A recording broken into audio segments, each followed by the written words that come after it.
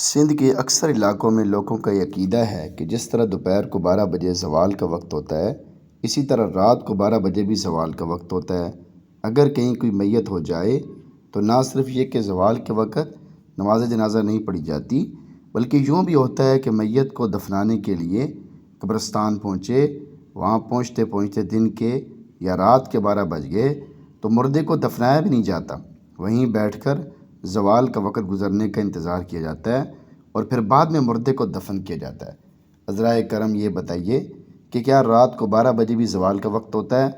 اور زوال کے وقت کن کن کاموں کے کرنے کی ممانعت ہے؟ زوال کا وقت دن کو ہوتا ہے، رات کو نہیں۔ رات کے کسی حصے میں نماز اور سجدے کی ممانعت نہیں، البتہ عشاء کی نماز آدھی رات تک مؤخر کر دینا مکروہ ہے۔ رات کے 12 بجے زوال کا تصور غلط ہے، اور دن میں بھی زوال کا وقت 12 بجے سمجھنا غلط ہے، کیونکہ مختلف شہروں اور مختلف موسموں کے لحاظ سے زوال کا وقت مختلف ہوتا ہے اور بدلتا رہتا ہے۔